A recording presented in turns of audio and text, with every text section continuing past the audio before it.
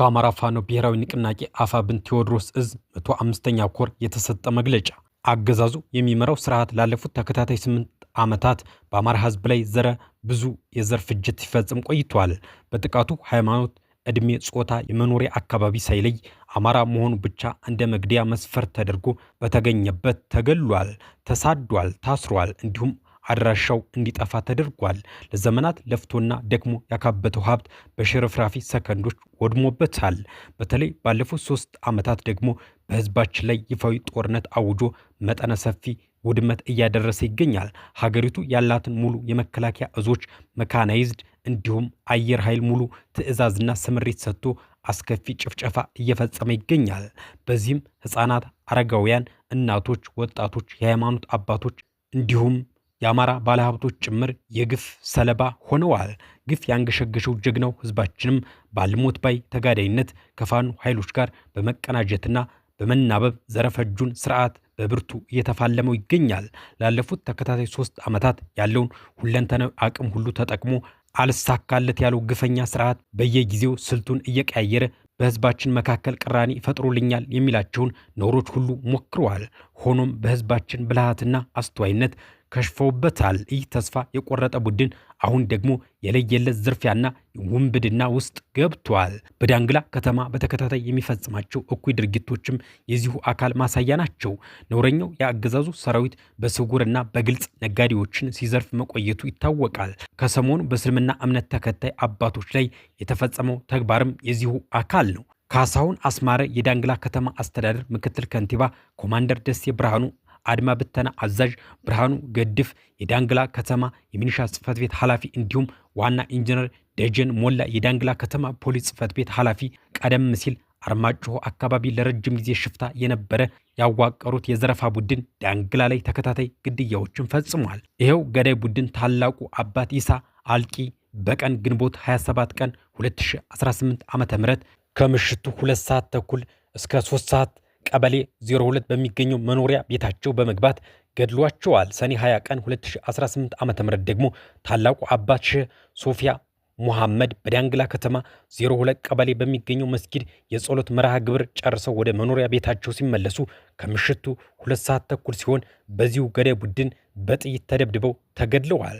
ሁለቱም ሟቾች በዳንግላ ከተማ የታወቁ ነጋዴዎች ሲሆኑ ለገዳዩ ቡድን ከ1 ሚሊዮን ብር በላይ እንዲሰጡ ተጠይቀው ያንን ለመፈጸም ዳተኛ ናችሁ በሚል ምክንያት ነው። የአማራ ፋኖ ብሔራዊ ንቅናቄ አፋብን ቴዎድሮስ እዝ 105ኛ ኮር በግፍ በስርዓቱ ጥይት ተደብድበው ለሞቱት ንጹሐን ወገኖቻችን ፈጣሪ ነፍሳቸውን ይማርልን እያል ለሟች ቤተሰቦችና ወገኖችም መጽናናትን ይመኛል። በመጨረሻም የአማራ ህዝብ ዘላቂ ጥቅምና ፍላጎት እንዲሁም ሰላምና ደህንነት የሚረጋገጠው በዘረፈጁ ብልጽግና ስርዓት መቃብር ላይ መሆኑን አምነን የተጀመረውን የህልውና ትግል በጋራ አፋፍመን ለድል እንድንበቃ ለመላው ህዝባችን ጥሪያችንን እያቀረብን የአፋብን 105ኛ ኮር ሰው በላውን ስርዓት ባይን ለማንበርከክ እንደተለመደው ከፊት ሆኖ አብዮቱን እንደሚመራና ከህዝብ ፊት ቀድሞ እንደሚደርስ እናረጋግጣለን። ድል ለአማራ ህዝብ! ቴዎድሮስ እዝ 105ኛ ኮር። በሌላ በኩል ደግሞ ከአማራነት ውሃ ልክ መውረድ ራስን በራስ እንደ ማጥፋት ይቆጠራል። በአንድ ማህበረሰብ ፖለቲካዊ ጉዞ ውስጥ የማንነት ብያኔና የጋራ ዓላማ ስምምነት ተራ ምርጫዎች ሳይሆኑ የህልውና መሰረቶች ናቸው። አንድ ህዝብ ከተቀመጠለት ታሪካዊና ስትራቴጂካዊ የውሃ ልክ ዝቅ ሲል የጋራ ማንነቱ ሚዛን ይናጋል። ይህ ሚዛን መናጋት ደግሞ በሂደት ወደ ውስጣዊ መከፋፈል ከዚያም አልፎ ራስን በራስ ወደ ማጥፋት የሚያመራ አደገኛ የፖለቲካ አዙሪት ይፈጥራል። የአንድ ህዝብ ታሪካዊ ልዕልናና የፖለቲካ ጥንካሬ የሚለካው በትናንሽ ልዩነቶች ላይ በሚደረግ ንትርክ ሳይሆን በጋራ ዓላማ ስር በሚገነባ ጥብቅ ዲሲፕሊንና ተቋማዊ አንድነት ነው። የማንነትን ታላቅ ሚዛንና ስትራቴጂካዊ የውሃ ልክ በመተው ወደ መንደርተኝነትና ወደ ስሜታዊ የፖለቲካ ፍጆታ መውረድ የጋራን ጉልበት በከንቱ ከማባከኑም በላይ የውስጥ መከላከያ ግንብን ከስሩ ይሸረሽረዋል። ህዝባዊ ንቅናቄዎችን ከጊዜያዊ ስሜታዊነት አውጥቶ ወደ ማይናወጥ ተቋማዊነት ማሸጋገር የሚቻለው እያንዳንዱ ንዑስ ፍላጎት ለጋራው ትልቅ ምስልና ለጥብቅ የእዝ ሰንሰለት ሲገዛ ብቻ ነው።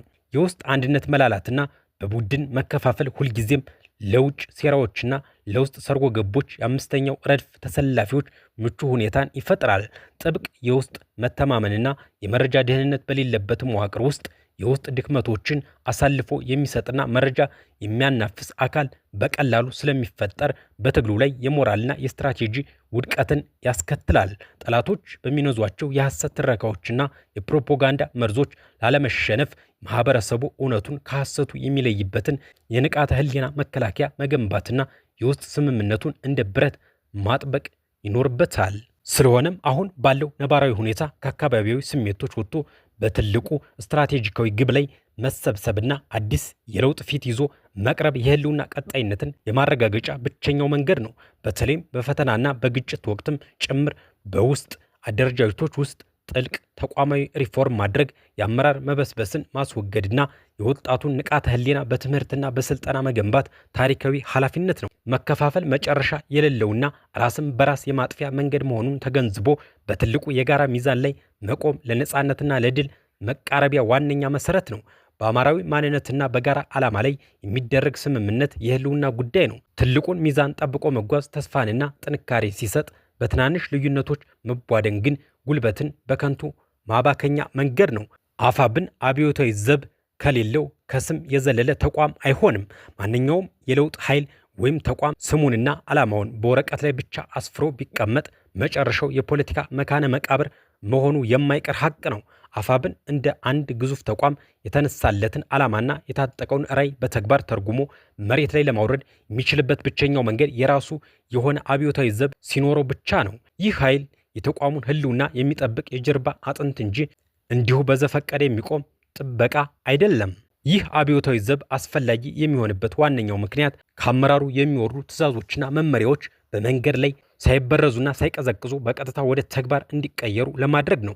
በፖለቲካዊ ትግል ውስጥ ትዕዛዝን ወደ መሬት ማውረድ ትልቁ ፈተና ነው። በመሆኑም የተቋሙን ግንቦች እንደ እምነት የሚቀበልና ለማስፈጸም የማይወላውል ኃይል ከሌለ ተቋሙ መሪ የሌለውና በነፋስ የሚገፋ መርከብ ሆኖ ይቀራል።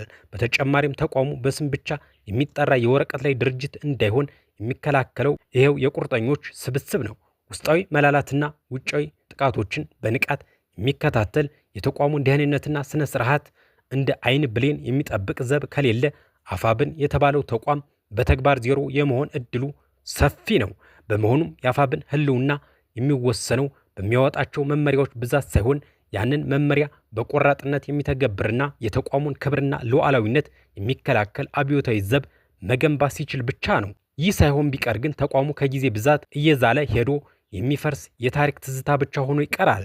ስለሆነም አፋብን ተቋሙን ከጠላፊዎች፣ ከሰራጆች፣ ከአንጀኞችና ከባንዳዎች ከጠላቶች ለመጠበቅና የተቋሙን ቀጣይነትና አስተማማኝነት እንዲሁም ለድል እንዲበቃ የግዴታ አብዮታዊ ዘብ ማቋቋም አለበት።